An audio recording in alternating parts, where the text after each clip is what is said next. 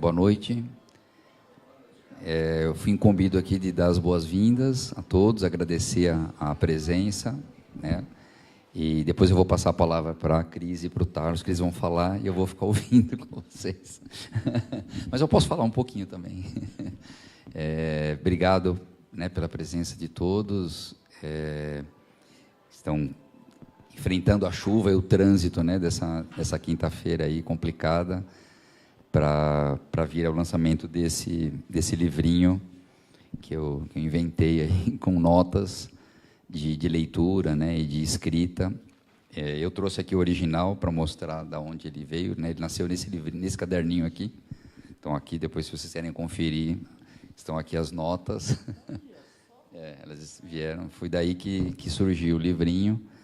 E, como eu conto na breve apresentação que tem né, que está no livro, eu comecei a fazer essas notas em 2014, quando eu estava fazendo o projeto lá de curadoria da exposição de 100 anos de publicação da Metamorfose do Kafka, né, lá para o Museu Casa das Rosas. E aí as notinhas foram, né, se multiplicando nesse caderninho, que era um caderninho do Kafka, né, que eu ganhei de uma amiga do Museu do Kafka, e eu anotei nele porque tinha a ver com a exposição, tanto que a primeira nota que está no livro, as notas têm a ordem do caderno, né? A primeira nota que tem no livro é sobre o Kafka, que surgiu exatamente nesse momento ali de elaboração. E essas notas não são só sobre o Kafka, nem sobre a exposição, elas começam ali, elas dialogam com o Kafka ao longo do caderninho e do livrinho, mas elas foram ganhando outros assuntos, né, outras histórias, outras questões, tal, porque o caderninho foi me acompanhando, né, em workshops, em palestras, em botecos, com conversa com os amigos, né, e nas andanças. Algumas notas foram escritas andando mesmo, né, eu fazia no celular, depois passava para o caderninho, ou às vezes estava com um caderninho e parava para anotar, né, então a ideia dessas notas era isso, que eram notas em trânsito mesmo, registrando essa relação com a escrita e com a leitura, né? Não tem nenhuma pretensão assim de ser uma reflexão acabada, organizada sobre escrita e leitura, né? São diálogos mesmo, íntimos assim, né? Que eu fui anotando e tal. E aí, quando eu vi que tinha um monte de notas, eu comecei a contar. Né? Falei, vou contar quantas notas tem, porque elas não têm ordem, não têm data, nada, mas, né, iam se somando assim. E aí eu vi que tinha quase 100, né? Eu falei, quando chegar em 100 já dá um livro, né? Aí chegou em 100, chegou na 100ª nota, aí eu falei com o Mário Rui, que é, na verdade, o grande responsável pelo livro, né, do projeto, capa, diagramação e tal. E o livro tem, inclusive, o formato quase do caderno, né? O formatinho dele é um pouquinho diferente só do caderno, mas ele quase é o tamanho do caderno. E como as notas são curtinhas, né, uma nota por página, tem bastante espaço no livro para quem quiser anotar, revisar as notas, contestar, acrescentar, enfim, desenhar, né, colocar colagens, enfim, pode virar um caderno de nota também o livro, né? Se o texto estiver desinteressante, aí o leitor pode fazer as suas notas também, enfim, né? E aí o Mário, a gente, né, estava diagramado já, eu falei, não, peraí, vamos ter mais uma nota, 101, que é para quebrar o 100, para não ficar uma coisa muito redonda, né? Então, na última hora, entrou ainda mais uma notinha, e a gente, né, foi muito divertido, né, Mário, fazer o livro, ainda mais com o Mário, enfim, né, que é um craque. A gente estava com a capa decidida, e não era essa a capa. Posso contar, né, Mário, essa história aqui? E aí ele me manda um e-mail, estava tomando café da manhã, a gente fala bem cedo, né, troca mensagem cedo, ele falou assim, posso pôr uma pulga atrás da sua orelha? Eu falei, deve, né? Aí ele me mandou essa foto, que era uma foto que eu já tinha visto no Facebook dele muito tempo, né, tinha esquecido dela, e quando ele postou, eu falei, putz, isso dá uma capa linda, né? Aí quando ele mandou, eu falei, fudeu, é a capa, né? Eu falei, essa é a capa, não. A outra a gente guardou para um outro projeto, né, que era linda também, e eu achei que essa, com as traças comendo os livros, tem mais a ver. Aliás, tem tudo a ver com esse livro, né? A traça como metáfora, né, do leitor e da leitura, que era essa ideia mesmo, né, que tem um pouquinho nas notas, são notas sobre literatura, despidas do literário, né? Ou dessa intenção literária, ou do artifício literário, né? Mais uma devoração mesmo de leitura e de escritas, né? E achei que tinha tudo a ver, tinha a ver com Kafka também, né? O insetinho comendo os livros, tal. Então aí pronto, aí chegamos finalmente à capa, né? Mas eu já falei demais, né? Não era para o Tarso e a Cris falarem. Eu já me meti a besta aqui. Boa noite a todos. É uma alegria mesmo participar dessa conversa breve. Tem que ser breve, e eu vou explicar um pouco por que tem que ser breve sobre o livro. Porque tenho relações muito profundas com o que estão aqui, né? Eu acho que várias dessas conversas eu tenho tido a alegria, a honra de participar com o Reinaldo, né? A gente, anos e anos por aí, fazendo essas caminhadas que aparecem aqui juntos, né? Então, acaba tendo ecos de conversas nossas. Então, fui lendo o livro e me identificando muito com isso. E eu falei, tem que ser breve também, porque se a gente for discutir cada uma das páginas do livro, nós não vamos sair daqui nunca, porque ninguém nunca saiu dessa profundidade, dessa profundeza que você leva aqui a essas questões. Tudo parece simples, talvez por conta do tamanho, uma ilusão do tamanho, né? Pequeno, formulado em uma frase, 2, 3 frases, e isso levaria a crer que nós estamos diante de um objeto simples, né? Assim, de uma formulação decisiva ou definitiva, né? Dessas coisas, que é totalmente contrário. Conforme a gente vai virando as páginas do livro, a gente vai entendendo o que ele significa no conjunto, né? O conjunto dessas anotações. Porque elas voltam contra si próprias, né? Voltam-se contra si próprias, elas se atacam, né? Assim, o livro é um livro em que o Reinaldo se expõe muito e tem uma coisa generosíssima, assim. Eu achei que é um elogio da liberdade, né? Porque é feito por um poeta, né? Poetas adoram elogiar a liberdade. Eu acho que você fez isso de uma maneira muito incrível no livro.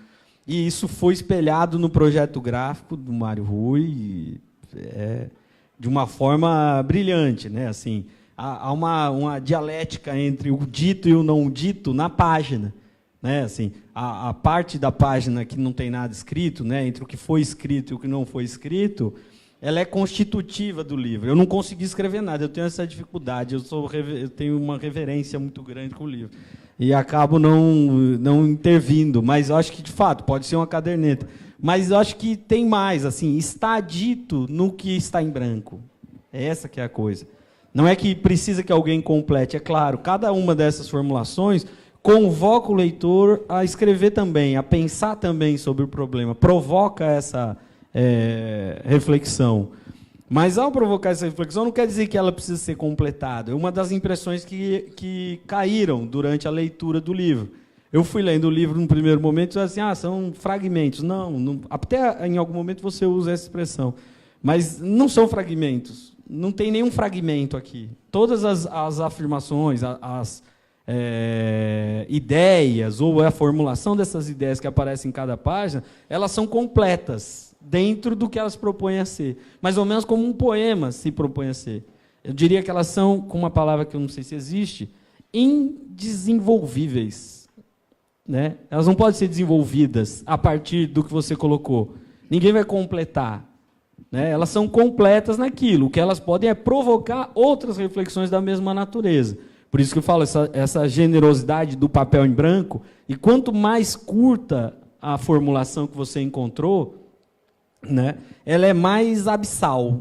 Né? A menor das formulações, se eu não estou equivocado, da página 88, que você inventa uma palavra, ou compõe, né, uma palavra que é escrever,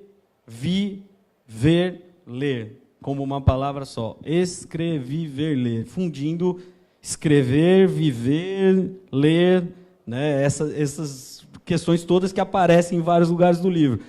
Então, no meu modo de ler o livro, na página 88, o que acontece é que tudo aquilo que você entregou um pouco mais, ou seja, quanto mais você se dispôs a tentar esclarecer, digamos, significava sempre reduzir o espaço do leitor. né? Até que você chega nessa formulação em que você, de fato, faz a sua aposta decisiva em falar assim, quem manda nesse amplo processo que a gente chama de literatura é o leitor. Todos os processos que importam e que estão associados ao texto literário, ao texto poético, inclusive, né, eles passam pela figura do leitor. Então, por quê? Porque o que eu fui lendo durante essa travessia do livro, ela indica isso. Assim, é uma situação muito contemporânea nossa e, particularmente, biograficamente sua, que a gente sabe. Hoje em dia, o poeta é muito colocado em situações parapoéticas, eu costumo dizer.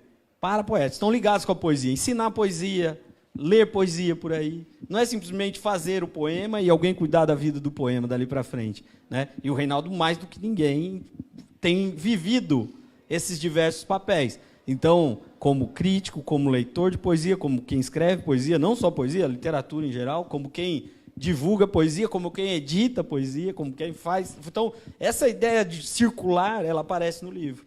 É alguém que talvez só você teria essa experiência, poderia fazer essa experiência, ainda que hoje em dia a gente tenha muita gente, mas a coisa da figura do produtor cultural, editor, poeta, crítico, né, globetrotter da coisa da poesia, abre essa trincheira a partir da qual você fala no livro. É muito curioso isso, né? O livro tem muito isso. Eu fiquei lembrando de um poema do Leminski, quando eu li o livro. Cada página que eu virava, na página em branco, eu lembrava de um poeminha do Leminski que você deve lembrar, do Distraídos Venceremos, que diz uma coisa que eu acho que podia ser um epígrafe. É uma das epígrafes, está no ar do livro, né, na atmosfera, que o Leminski diz: marginal é quem escreve à margem, deixando branca a página, para que a paisagem passe e deixe tudo claro a sua passagem. Né? Essa ideia de que tem uma parte branca na página do livro, como dos livros de poema, né? Que eu acho que é o que o Lemes tinha em mente, ele não tinha lido o seu livro, infelizmente, lamentou não poder estar aqui hoje. Né? Essa ideia de que tem uma parte que não é dita, né? Mas que essa parte não dita talvez signifique tanto. E não é por acaso que isso amarra tanto com a figura central do livro. Se tem um autor que aparece no livro, é o Kafka, né? Que é essa ideia de um autor a ser completado em certa medida. Ninguém sabe exatamente o que ele é. Né? E essa ideia que volta várias vezes no livro, de que a leitura é sempre a leitura tem que ser uma espécie de derrota, uma espécie de fracasso. Né? A leitura de poesia, a boa leitura de poesia é uma leitura que fracassa. Ela nunca se dá por satisfeita e ela não pode se dar por satisfeita. Né? Então, essa volta eu acho que também eu já falei demais e tchau. Nossa, eu esqueci só de acrescentar, quando eu falei do projeto do livro, que eu acabei pedindo a orelha para a Carla Kinzo fazer, né, que fez uma orelha linda também, e que falou um pouco da que eu gostei muito. Ela usou a expressão do tropeçar, né, um texto que faz você tropeça no texto, faz o texto tropeçar. Eu gostei, porque como foi, né, ele tem essa ideia da trilha de caminhar, de ser um texto, parte deles foram feitos andando, né, e que remete a essa coisa do caminhar, da leitura também como caminho, né, como se perder no caminho, na caminhada e tal.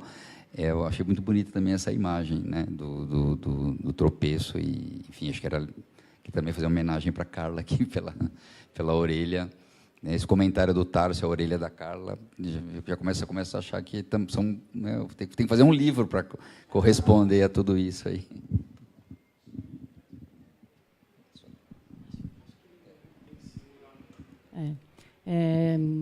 É um prazer estar aqui, enorme, Reinaldo, obrigado pelo convite. Eu também... a gente também está junto há algum tempo, né, dentro dos projetos da Casa das Rosas, antes até no Guia de Livros, né, da Folha, onde a gente se conheceu, e já, por meio dos textos já rolou uma empatia, né, imediata, a gente já começou a trocar ideias, e depois eu fiz um trabalho de mestrado sobre processos de criação e literatura, fazendo um paralelo com artes visuais, e o Reinaldo conheceu esse trabalho e se interessou. Ele estava começando a pensar no clipe, na Casa das Rosas, né, no CAI, e a gente começou a conversar, e, a partir de então, essa conversa não terminou, e espero que não termine. E eu também assim vejo, né, aqui no livro muitas coisas que a gente conversou, né, já algumas vezes, e enfim, são lugares que de interesse comum, né, dentro da literatura, dentro das várias dimensões da literatura, né, que você aborda aqui, que eu acho que é isso. Esse livro ele é um livro muito... ele tem várias faces, né? E a gente acaba se perdendo nessas faces, né? Como multifacetado, assim, né? Porque ele se espelha para vários lados, e em alguns momentos também são ideias paradoxais que são colocadas, né? E eu acho que ele é propositadamente labiríntico, né? Para que seja realmente uma leitura onde o leitor se torna esse escritor também, né? Uma leitura colaborativa, né? Ela é aberta, né? E essa forma do fragmento ela serve muito para isso, né? Ela tem essas ideias muito bem contidas, né? Todos esses fragmentos. Ao mesmo tempo, ela é uma forma inacabada. Você não teve essa pretensão, né? E é uma coisa também que serve muito para o assunto que você aborda, né? Que você está falando exatamente sobre... Você tem alguns temas que eu percebi que são recorrentes, né? Como, por exemplo, o processo de criação. Né? Você tem vários... Eu fiz muitas anotações. E eu fui tentando, inclusive, fazer uma catalogação dos assuntos, um pouco para entender, porque eu me senti um pouco perdida mesmo, assim, né? E dentro dessa enormidade de assuntos que você aborda, que aparentemente são simples, né? Como o Tarso falou, mas que na verdade não são. Mas, enfim, não sei. Eu também você fala do processo de criação, que eu achei várias... Deixa eu ver se eu acho alguma aqui, que eu queria citar alguma dessas...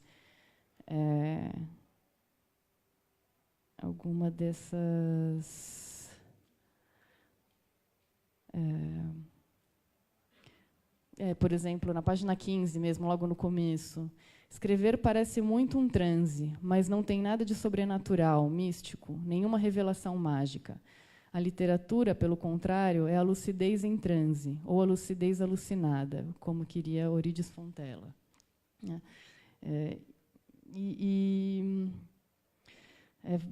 Muitas outras fragmentos que falam da criação literária, outros que fazem uma reflexão sobre a natureza da linguagem, né? Como uma segunda natureza, por meio da qual a gente compreende o mundo, a gente se comunica, como se discute a representação, a abstração. Deixa eu ver se tomo cuidado para não me perder. E tem algo que eu achei também que eu queria pontuar, assim, sem me alongar demais, porque senão eu acabo me perdendo mesmo nos fragmentos, que dentro dessa... alguma coisa que eu tentei um pouco também tentar apreender algo que fosse mais... que desse um conjunto, assim, algum sentido maior, assim, né, para todos esses fragmentos. E eu penso que há, assim, que o livro ele é ao mesmo tempo uma declaração de amor à literatura, né, à escrita, à leitura, a potência da literatura, na sua relação com a vida, e uma vontade de apreender e também compreender os procedimentos do literário, né, a natureza do literário. do escrever e do ler. Ao mesmo tempo, há uma rejeição também. Você sempre coloca um limite, tenta estabelecer esse limite do que é possível ser analisado dentro do fazer literário e dentro da própria obra, né? Você muitas vezes faz uma crítica ao crítico, né? Em vários momentos você faz essa crítica, que não é possível, que não se deve reduzir, né, a literatura a teorias que a aprisionem, né? Como você fala, esse crítico que olha de fora e não de dentro, que olha como um professor, que quer explicar, que quer decupar, analisar e matar, né, a obra. Então, eu vejo muito, por um lado, essa vontade de compreensão e de desnudamento mesmo, e, ao mesmo tempo, uma rejeição disso, né? E até fiquei pensando um pouco que isso poderia ter uma raiz romântica, sabe? E fui procurar umas anotações minhas sobre o romantismo, e que eu adoro, assim, né? Que eu acho que a gente se identifica muito até hoje, é muito importante para a gente. E não por acaso os românticos escreveram muito por meio de fragmentos, né? Novalis, Schlegel, né? E aí eu até quero te provocar um pouco com algumas anotações.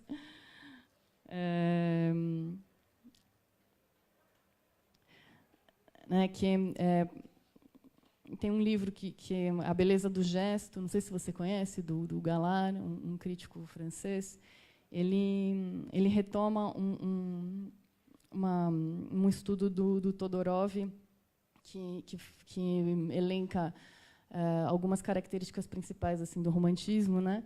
Então, ele fala da valorização do processo de produção, sendo preferido o momento de formação ao resultado formado, ao produto acabado, o inacabamento, né? E depois, a recusa da função externa. A beleza reside na intransitividade de uma coisa realizada em si mesma. E terceiro, a afirmação da necessidade de coerência interna da obra de arte. Não que ela tenha que ser... não que ela não possa ser algo diverso, diferente, mas ela tem que ter uma certa coerência interna, né? Vontade sintética de uma fusão, uma síntese entre opostos, entre a forma e o conteúdo, entre a matéria e a ideia. E, por último, a afirmação que o sentido da obra é indizível, né? Eu acho que isso tem muito no seu livro, né? Quer dizer, você coloca, não, tem um limite que não se pode ultrapassar, né? Que você não vai conseguir acessar pela teoria, né? Você pode resvalar nisso, e o resíduo disso ele pode ser compartilhado, e ele é válido, mas, de alguma forma, eu acho que é uma... agora vai uma provocação, é quase uma sacralização da obra, sabe? Como se ela não pudesse mesmo ser explicada. Não que eu não estou me colocando em relação a isso, só fazendo uma provocação. Que as ideias que ela encerra são intraduzíveis na linguagem comum, sendo a interpretação, portanto, infinita. Enfim, acho que é isso. Obrigada. Tem que responder. Não, só... acho que anotei tudo. Essas provocações foram ótimas. Eu vou fazer um outro livrinho a partir delas agora. Eu tive essa ideia aqui quando você falava. Mas eu acho que não é. Eu não sei se tem essa matriz romântica. Assim, eu, pessoalmente, não identifico, embora leia, goste também, e tenha, né, enfim, lido mais, talvez hoje menos. Mas eu acho que, com relação a essa ideia de sacralização, é totalmente involuntária. Então, assim, né?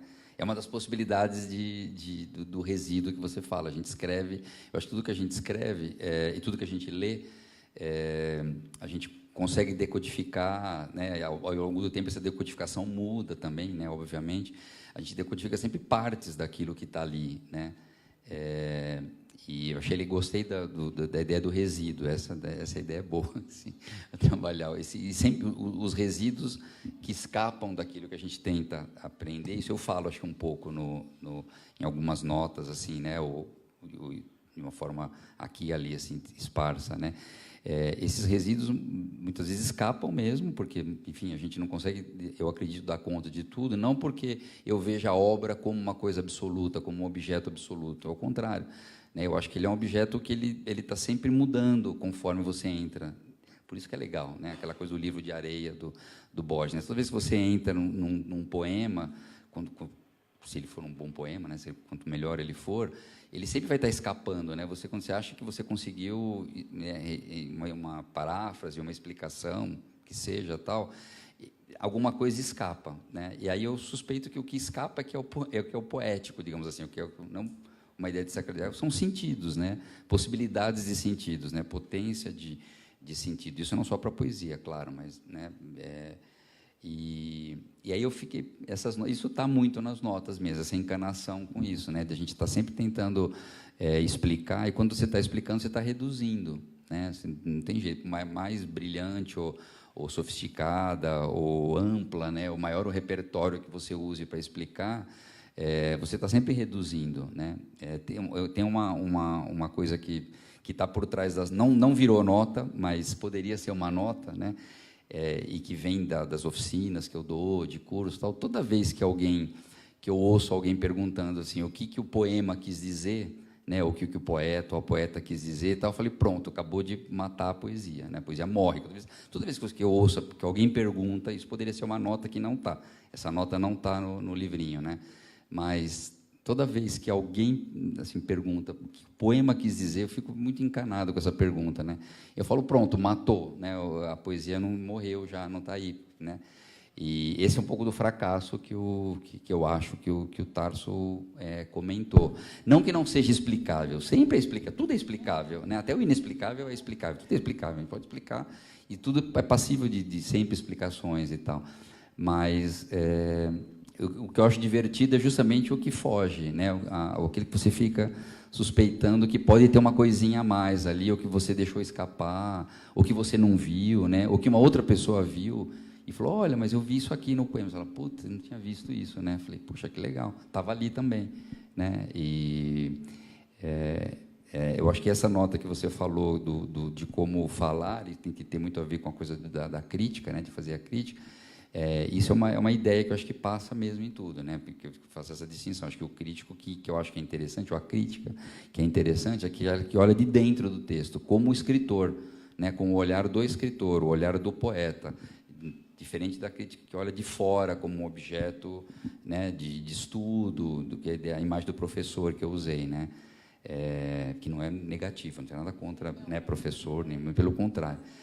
Mas tem essa ideia, né? O olhar do crítico que olha de dentro, que tenta olhar o texto como o escritor, como procedimento, entendeu? A escrita é um procedimento, cada escritor tem o seu procedimento, tem o seu método, o seu jeito de escrever, de organizar lá as palavras, as imagens, tal, né? E o crítico que chega junto disso, que olha com esse olhar, eu acho que ele fala muito mais próximo do texto, sem necessariamente querer dizer o que ele quis dizer, né? Mas ele fala coisas interessantes porque ele está falando do procedimento. É aí que a gente fala, puxa, que legal, né? Nossa, foi assim que ele mexeu essa imagem, ou as imagens, ou a cadência, ou a coerência dessas imagens, se é que tem, ou a organicidade das imagens, né? No caso de um poema, sei lá. O que isso tem a ver com a estrutura e tal. Então, acho que esse é o olhar que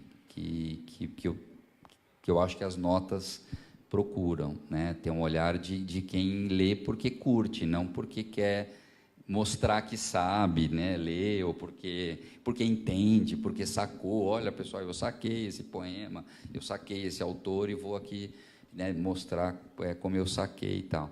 Mas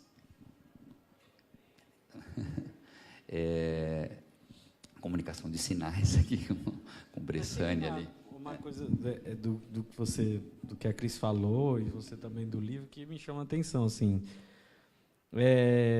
eu acho que o livro faz uma afirmação comum, tentando pensar num guarda-chuva, assim, e até o fato de você trazer a caderneta para mostrar de onde veio e tal. Acho que, claro, o Reinaldo crítico, professor, resenhista, não sei, ele aparece, ele sai de... Mas é como se fosse você falando para você mesmo num espelho em que é o poeta falando para você. Então, são reflexões sobre o processo criativo do ponto de vista de um poeta. Então, é claro que eu acho que o livro vai dizer muito mais a quem também está pensando a partir dessa posição. Não é um livro que vai formar críticos.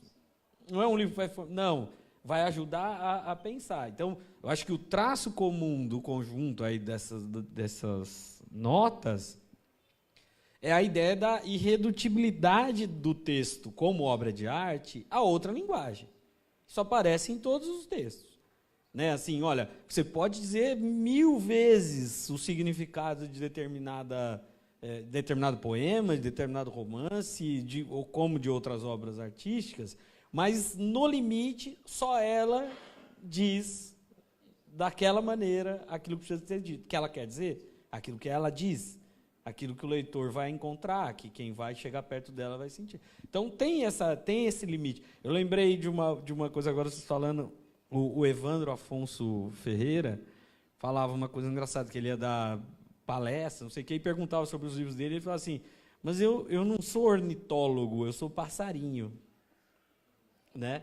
E era uma coisa que a gente tem que lembrar disso. Assim, e é bem isso. Eu acho que é muito mais um livro do passarinho do que o livro do ornitólogo. Né? Assim, eu não quero fazer a ciência da literatura aqui, não é a teoria literária que está falando, mas é alguém que, obviamente, vai se aproveitar do que se debate na teoria literária, na crítica, nisso, naquilo, para tornar o processo criativo mais intenso. Né? Então, é muito isso. Assim, eu acho que a leitura que o livro coloca, ele é muito selvagem nesse sentido. Né? Assim, ele jamais vai ser o livro que, por mais que poucas das notas terminem com perguntas, vou fazer esse rastreio aqui depois. Né? Tem poucas notas que terminam com perguntas, elas são sempre muito assertivas. Né? É curioso isso, mas é falso. É curioso porque é falso, porque essa assertividade repousa em cima de uma animalidade da literatura. Assim, a literatura é um bicho, não é um bicho zoológico, é um bicho solto. Né? Então, a relação com ela tem que ser essa. Então, eu acho que ele fala muito mais para isso, para quem também se coloca numa situação meio disparatada de estou escrevendo. Tem muita gente falando sobre escrever, tem muita gente falando sobre como eu leio, só que o lugar específico que eu ocupo, que eu quero ocupar, é o lugar da criação. Né? Então, esse lugar da criação tem características muito próprias, irredutíveis a outras preocupações sobre a literatura, sobre a arte e tal. Não, sem dúvida, isso é claro, assim, né? Eu acho que eu não sei se eu me expressei bem o suficiente para que isso, né? Mas é que, de qualquer forma, como eu acho que essa preocupação em fazer uma reflexão sobre a natureza do literário, né, o que caracteriza o literário, o poético, quais são os procedimentos de escrita, né? Eu acho que é uma preocupação do Reinaldo, né, como poeta, como pensador também, né, porque a gente sempre é um pouco autocrítico, né, do que a gente faz e quanto mais você se aprofunda, mais você quer conhecer, né, os instrumentos, a natureza daquilo com que você está lidando. Eu acho que isso é um ganho, né, também. Mas é mais uma provocação mesmo, né, porque eu percebo que tem esse limite para ele é muito importante, né, de quanto você se aproxima daquilo e exatamente um pouco de receio de domesticar demais, né? Eu acho que todo o criador tem esse medo, porque você lida com instâncias, dimensões que são muito diferentes, né? Que é a lucidez, como que é, transtornada, alucinada, né? A gente lida, né, quem cria, lida o tempo todo com essas dimensões, né, da razão, da emoção, né? São momentos diferentes, né, que você estuda, que você lê, que você compreende, disseca, e outro que você tem que se colocar à deriva, né, para poder estar aberto, né, aos processos de criação, deixar a coisa fluir, as conexões acontecerem, né? Mas eu sinto essa preocupação, né? Enfim, eu acho que nós somos herdeiros do romantismo, né? Desculpa insistir nisso, mas eu acho que nós somos herdeiros, né? E é uma herança maravilhosa, né? Que a gente tem. Eu acho que eu vejo isso, né? Que para mim tem sido um pouco uma questão assim, né? Então estou trazendo também. Agora, da gente sempre colocar esse limite, né, do quanto é possível você se aproximar, né, e eu concordo completamente. Eu acho que o bom crítico, né, é aquele que faz essas aproximações, que ilumina o texto de dentro, né, e que te dá mais possibilidade de portas e de caminhos, né, não aquele que vai fechar, né. Mas, enfim, a gente está falando, né, a própria matéria da literatura é feita dessas aproximações, né, a representação das abstrações.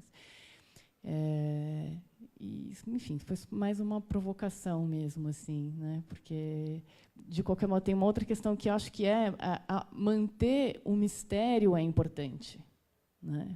Manter aquela parte que é desconhecida é importante para nós. Né? Não desvelar completamente, assim. Não sei se foi claro. Nossa, está indo até mais longe do que eu estava imaginando. Eu estava lembrando essa coisa do fragmento, né? Ela tem muito a ver com o aforismo, né? Com o formato e tal. E eu fiquei pensando, não era minha intenção fazer um livro de aforismo, né? Não tinha essa pretensão e tal.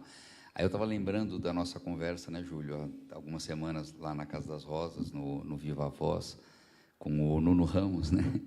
E a gente estava falando do livro Cujo, que é um livro que eu curto muito dele, né? Que tem esse formato fragmentário também e aforismático, né? E ele falou uma coisa que ali me pegou um pouco, assim, acho que até me concentrando para não me perder, para continuar na conversa, né? Para fazer a pergunta seguinte.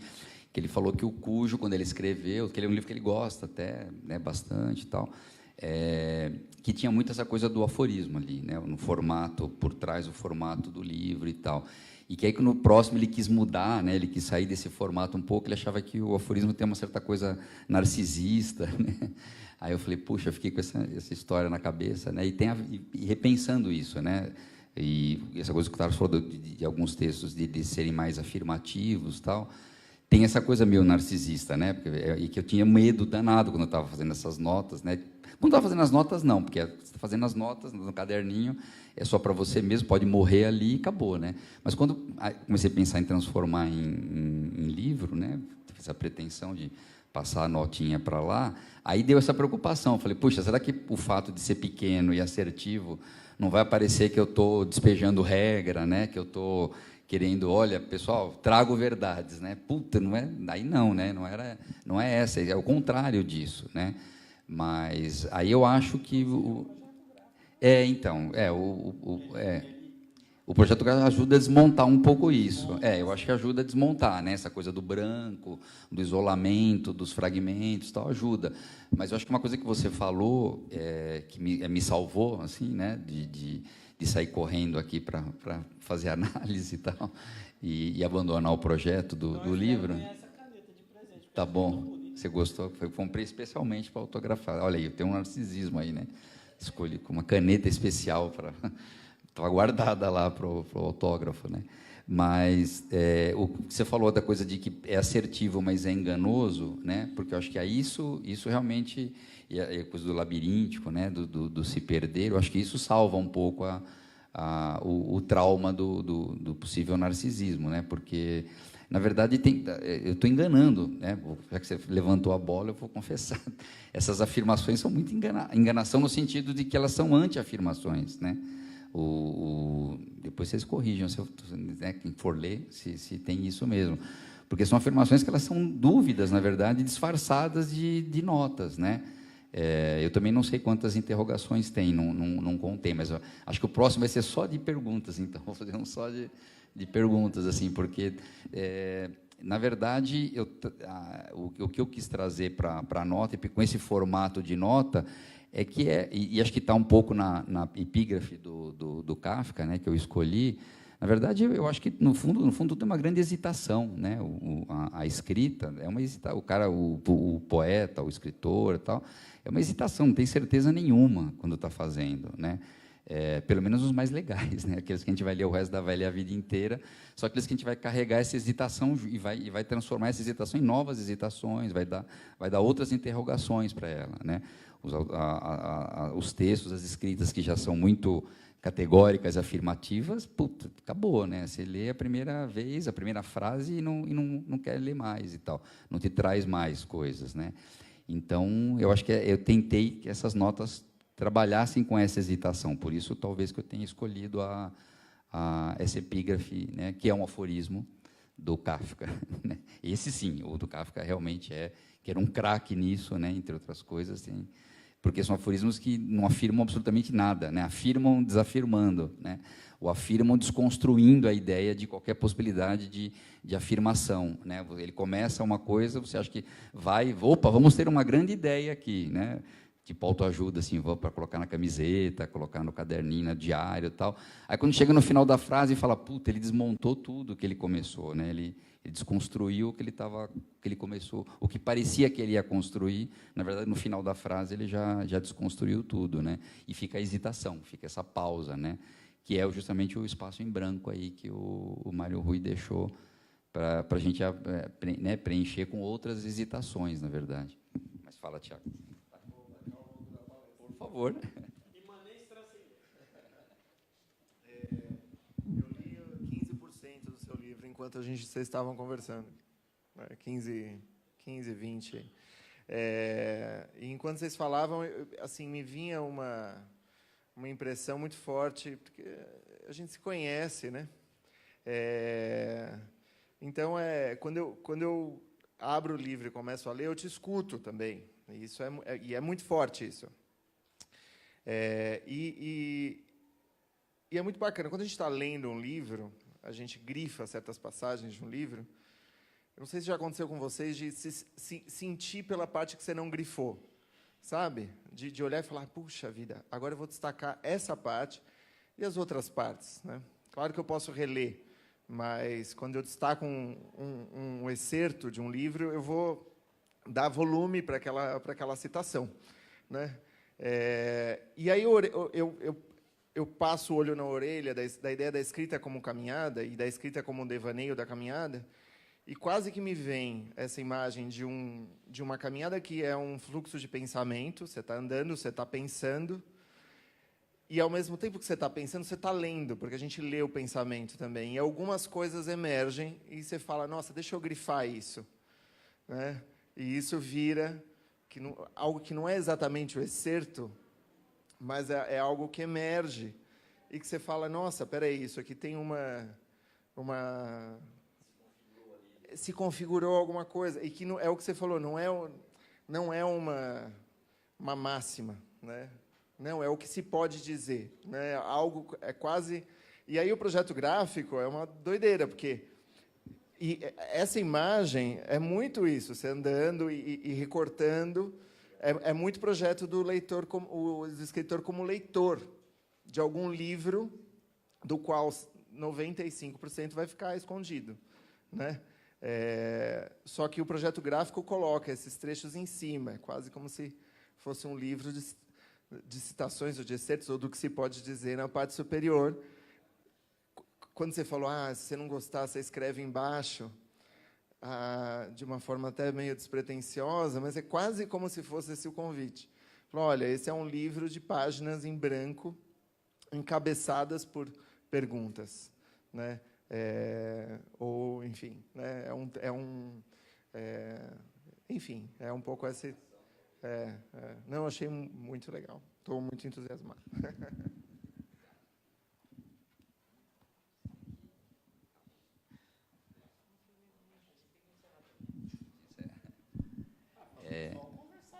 Para a gente... pega. Não tive o privilégio de ir lendo ainda. Você não quer escolher uma passagem e ler para a gente um pouquinho? Essa epígrafe do Kafka também, que eu fiquei bem curioso. Sim,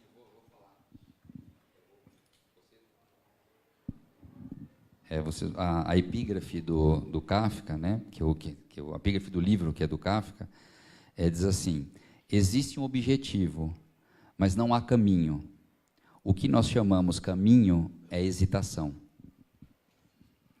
Esse é um aforismo do Kafka que eu acho que é um... E tem a coisa do caminho, né, que, como eu falei, e é uma imagem muito cara, por isso que está no nome, né, no Trilhas começa com isso. Quer dizer, eu tentei juntar no título o que está tramado aqui nessas notas, né, essa ideia de trilha, de caminho, a trilha das traças aqui devorando os livros, né, e são notas, na verdade. Eu não chamo de aforismo, eu chamo de notas, embora ele uma outra vez ali pareça, né,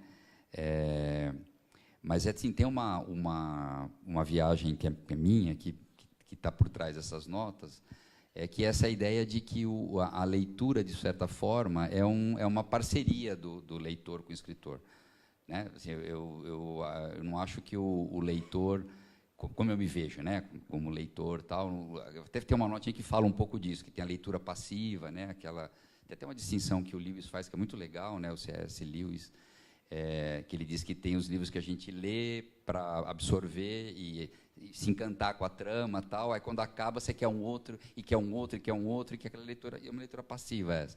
E tem aqueles livros, ele está falando aí do livro, não do leitor, mas relacionando com o leitor. Eu cito essa história numa das notas aqui. E tem aquele livro que transforma você, que você, quando lê, não é mais o mesmo e vai ser transformado para o resto da vida, vai continuar se transformando e tal. Tem esses dois tipos, digamos, de livro, né? E aí eu tenho essa viagem minha de que a leitura legal mesmo é como se você escrevesse junto com o autor, né? Ou dividisse com ele a coisa do procedimento, reinventasse aquela história, que é uma forma de você se apropriar da história, não, da estrutura, né, do texto, da narrativa, ou do poema, ou das imagens, tal. Então, é uma coisa realmente meio selvagem, como o Tarso falou. Gostei dessa imagem do selvagem, e gostei também da coisa do bicho solto e do bicho no zoológico, né? É exatamente isso, é a leitura do texto como bicho solto, né? E a escrita também como a escrita do bicho solto, não do bicho domesticado, do bicho no zoológico para ser visitado, para ser visto. Olha como é o bicho ali e tal, né? Mas é o bicho interagindo com o espaço, com os outros bichos e, eventualmente, devorando o próprio leitor, né? Que é o que é mais interessante. Tem uma epígrafe que eu não vou achar, mas que eu uso justamente essa imagem, né? Que entre você decifrar o poema, eu brinco com a coisa da esfinge, né? Entre você decifrar o poema e ser devorado por ele, deixe-se devorar, né? É um pouco nessa linha do que o Tarso... já estou fazendo uma paráfrase da minha próprio fragmento aqui, já estou bagunçando tudo aqui, né? Mas, enfim... Mas tem várias conversas com Kafka, com outros autores. Tem um trecho do Milan Kundera, que eu cito aqui, que tem ensaios, né, também sobre Kafka, tal, e que ele fala que os kafkólogos mataram o Kafka, né? Eu cito essa passagem aqui, assim. Esse é o trechinho que eu anotei aqui. Você anotou? Porque é curioso. A gente vai ter que... A Cris vai ter que sair, porque ela tem um compromisso agora às 9 horas, né? Eu não sei, assim, acho que é muito mais legal ficar aqui.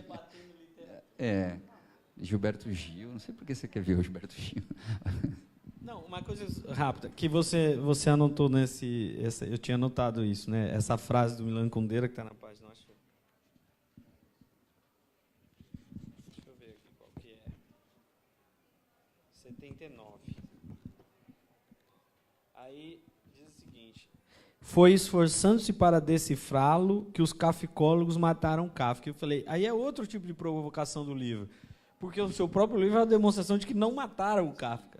né? Então, é isso. Assim. Então, tem ciladas. E agora eu fiz aqui a pesquisa, tem 3 sinais de interrogação no livro. Na primeira página entram 2, mas que depois, de certo modo, você responde. E na página 66, uma pergunta que é mais para-literária ainda, que é: entre o mercado e a academia, a literatura se debate, estertora, resiste convulsiva e petulante. Até quando? A pergunta sobre o futuro da literatura é a única que você faz aqui. Só 3 e 2 deles em uma das notas, né? Preciso usar mais sinal de interrogação. Mas eu acho que o livro, é brincadeira, eu acho que tem, acho que os fragmentos, a maioria deles é feito é feita de interrogação mesmo, assim.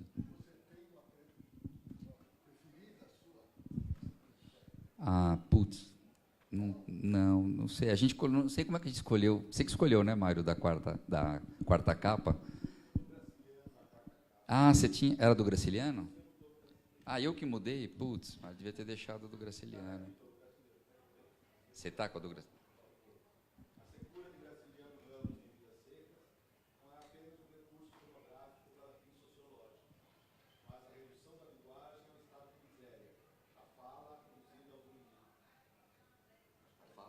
O ruído, né?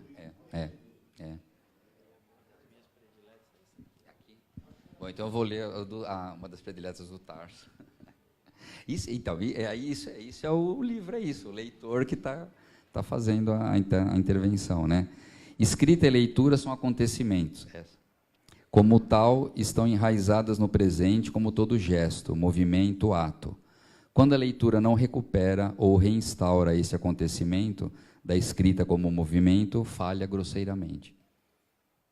Ela parece afirmação. Eu queria comentar uma coisa. Vocês falaram em narcisismo, né? E eu acho que toda atividade artística, literária, é, em alguma medida, narcisística, no sentido de que o autor está o tempo todo se refletindo sobre si mesmo e refletindo sobre o que faz. Há alguma medida maior ou menor de narcisismo nisso. Mas, ao mesmo tempo, é justamente abismar-se neste perguntar sobre si mesmo e sobre o que faz é o que mais importa. E eu acho que essa atividade de escrita fragmentária, ela tem justamente esse caráter. E por isso eu gosto muito dessa ideia do espaço em branco logo após cada fragmento, justamente por isso, porque cada fragmento, uma fala isolada do Bolsonaro não tem nada a ver com isso. É uma afirmação categórica. Um fragmento seu não tem nada a ver com isso. É uma pergunta. Embora não tenha interrogação no final da maioria deles, todo fragmento é uma pergunta. Esse tipo de fragmento, todo fragmento é uma pergunta, é um abismo, né? É o abismo diante do qual todo autor se debruça o tempo todo, né? Então, eu acho que o próprio tratamento gráfico dos fragmentos, acho que é muito interessante nesse sentido. Júlio, era justamente isso que eu estava pensando. Eu acho que dispensa a interrogação, porque o sinal de interrogação, porque a própria forma do livro mesmo, né, como um fragmento, como você falou, e também o modo como as ideias são apresentadas, né, como a gente estava falando no começo, há muitos paradoxos, né, no livro. Então, você dizer e depois dizer o contrário, depois dizer de um outro ponto de vista, não são afirmações categóricas, né? Você está o tempo todo colocando essas perguntas que, aquilo que eu disse, confunde um pouco, mas é exatamente confundir para explicar, né? Explicar para confundir. Só para o seu horário aqui, mas você perguntou, não sei, não tenho prediletas assim, né? Mas algumas que talvez ilustrem o que a gente está conversando. Por exemplo, tem uma na página 55, que é só uma citação mesmo, né, do Murilo Mendes, que é uma coisa que eu li assim, falei, puxa, isso aqui, e aí anotei no caderno e acabou entrando, estava aqui. Então a nota é assim, Murilo Mendes, e aí é a frase dele, 2 pontos, a leitura deve nos ler tanto quanto ser lida. Isso é uma ideia que está por trás dessas notas, assim, né? Não sistematizando, assim, não tem essa preocupação de, não tinha mesmo assim de ser uma coisa que fechasse e tal, porque senão perde o sentido todo das próprias notas e como elas foram feitas, né? Elas foram feitas assim ao sabor realmente do tempo e não só do tempo, óbvio, mas do tempo com a experiência que iam cruzando essas notas, ou que foram resultando melhor nessas notas, né? Por isso que eu falei que tem coisa das oficinas, tem os papos todos, né? Com todos que estão aqui, né? Praticamente todos, né? Que estão aqui, o Tiago, quantas conversas, né, que a gente não ficava ali horas e entre uma gravação e outra falando tal, e aí dessas horas de conversas sai uma coisa dessas, como você falou, né, essa ideia, uma coisa dessa emerge e aí fica. Não sei o que é isso, assim, em princípio, mas é alguma coisa que veio dessa discussão, que surgiu de leituras, das leituras do Tiago, das do Tarso, né, as conversas que a gente sempre tem, né, puta, quantas viagens, né? A gente, em vez de dormir no busão para ir fazer oficina, a gente ia conversando, falando de livro tal, e aí depois, quando volta, fica uma coisa ali martelando, falou, puta, o que eu vou fazer com isso? Vou pôr no caderno, né? E você pode virar alguma coisa, um poema tal. Não, era nota mesmo, não virou nada.